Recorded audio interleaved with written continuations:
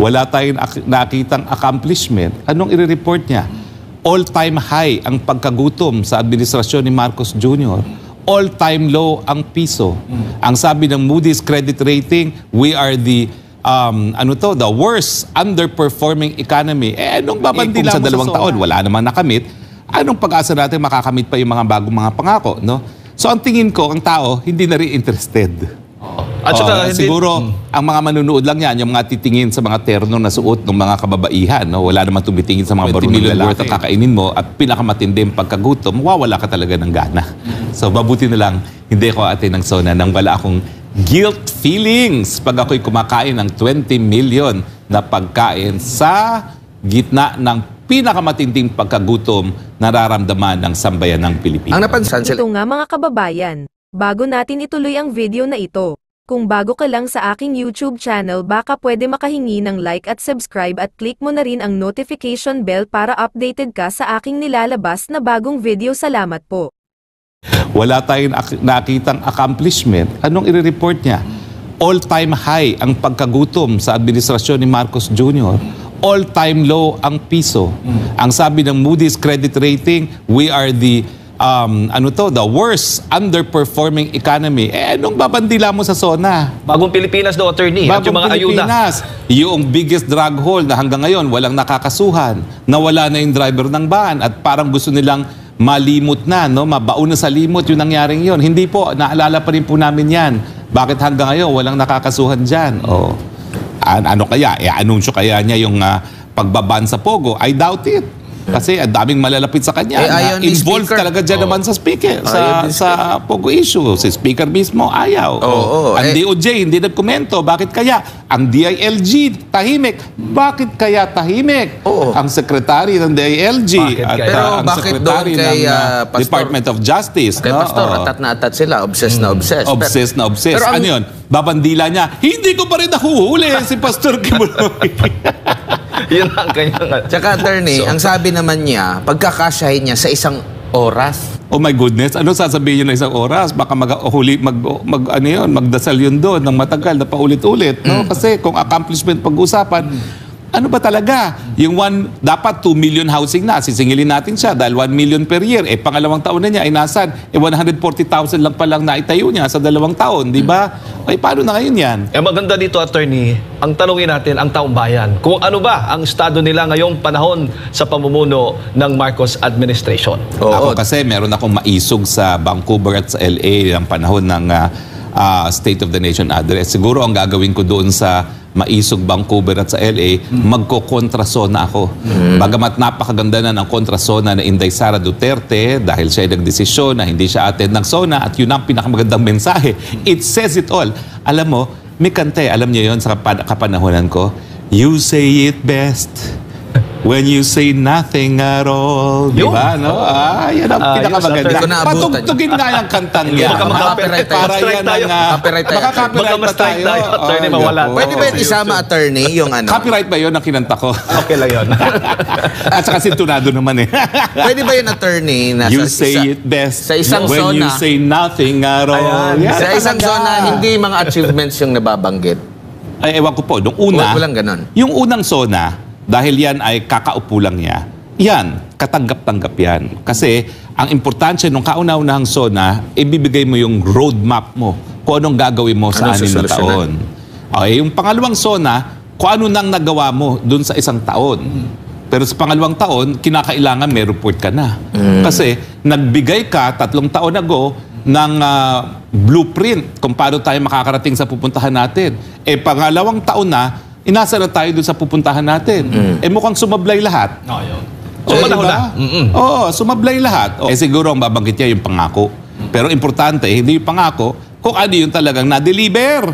Dahil ano ba naman niya, kung yan na may pangako na nakasulat naman sa tubig, di ba liwala, di ba? At saka, ano ba, i-report din niya yung nagkamali pala ako, mas mahal pala ngayon ang luya at mas mahal pala ang kamatis. Ang akala ko 150 lang kamatis, hindi daw, no? Mas mataas na raw. At saka luya, mas mataas na rin daw. Speaking of pangit pa rin ang ating airport. Ginagamit ba yan para maging maganda yung tulugan ng mga surot? Ewan ko ba? Basta ang alam ko, ang kapareho lang ng airport natin, airport ng Myanmar.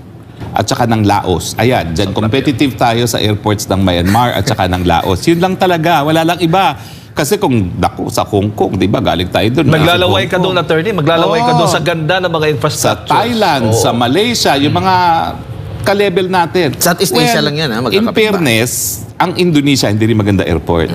Kaya lang, may architecturally pleasing sila kasi medyo Balinese yung dating na airport nila. Pero hindi rin ganun kaganda ang Indonesia. Pero yung kanilang tourist attraction na Bali, maganda-ganda naman yung kanilang airport. No? Wala tayong ganung kasing ganda ng Bali Airport na para sa tourist destination natin dahil napakaliit ng airport natin para sa Boracay. Pero alam mo, ang prediction ko, gaya ni Inday Sara na ayaw na makinig. Ako naman, bago pa mag-anunsyo si Inday Sara, di ba sinabahin ko na sa inyo? Yes, oo. Na for the first time in 8 years, hindi ako pupunta ng SONA. nabanggit Kasi mo yan. bilang dating miyembro ng Kamara, no, meron kaming upuan talaga doon sa plenaryo. No?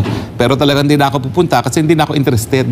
Dahil alam ko naman, wala man sasabihing accomplishment. Tapos magsasabi din naman kung anong gagawin nila. Kung sa 2 taon, wala naman nakamit, anong pag-asa natin makakamit pa yung mga bagong mga pangako? No?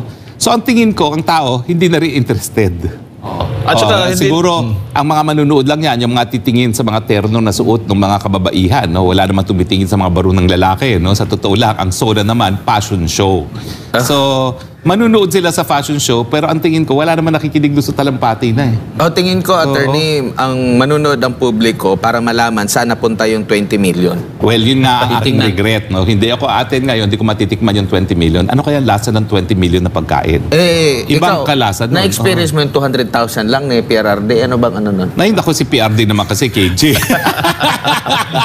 o ibang klase Minsan mga lang maging pagkain presidente. doon. Pinapakain sa amin sa SONA.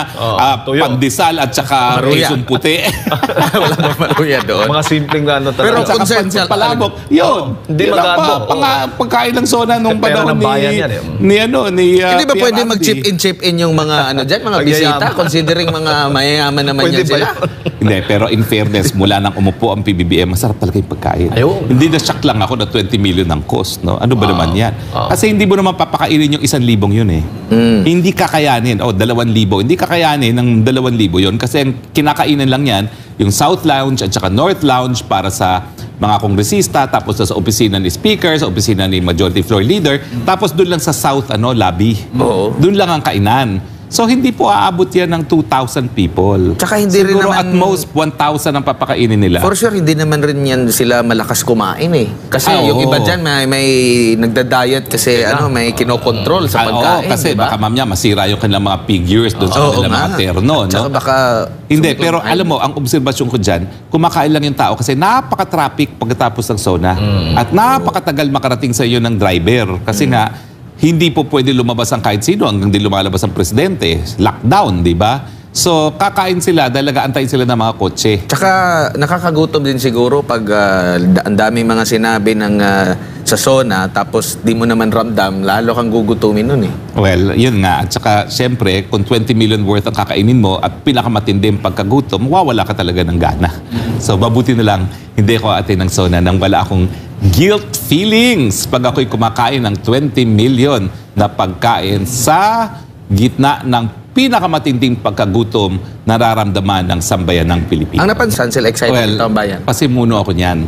In fact, yung opisina ko, yung Office of the Presidential Spokesperson, kami nagpa-publish ng libro ng Annual Accomplishment Report. Sa amin talagang trabaho yan.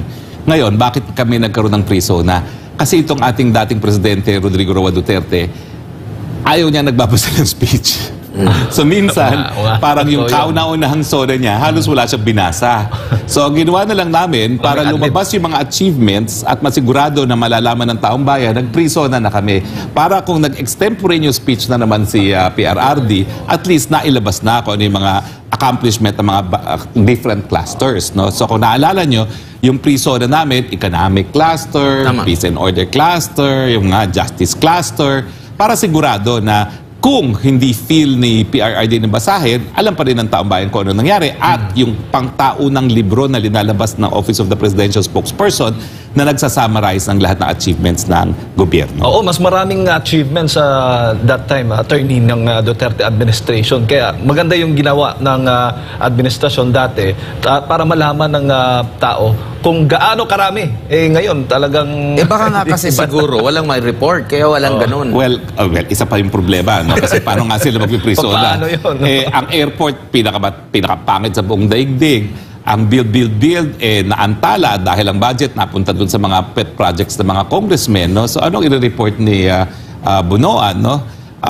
Anong i-report ng economic cluster? No? Runaway inflation, Taripa? Binawasan yung taripa. napakatindi ng depreciation ng peso, paano yung mga pababa ang trabaho, hunger is on the rise. Paano mo naman i-report yun? Baka puro pangako na naman. Well, yun nga, sa DTI, ay nako, ang daming nangakong mamumuhunan. Pero syempre, nasaan ang ebidensya? Lalo na Hindi ngayon. naman random. May Mo, nandyan pa rin ang panunupil, ha?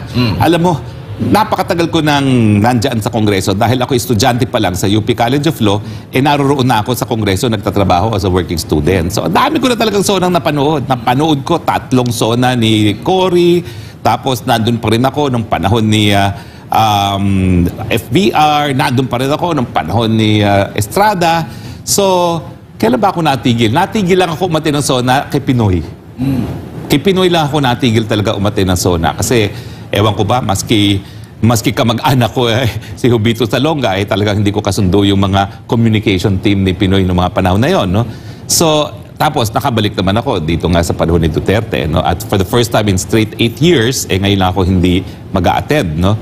Pero sa totoo lang po, itong SONA, lahat po ng tao po pwedeng madinig ang damdamin. Palaging may rally po sa labas niyan. At palaging merong sunugan ng FEG. At palagi yung mga nag-a-attend ng SONA na mga sabihin natin makaliwa, palagi meron silang mensahe sa mga suot-suotan. Abay, sa kauna-unang pananahon, ha?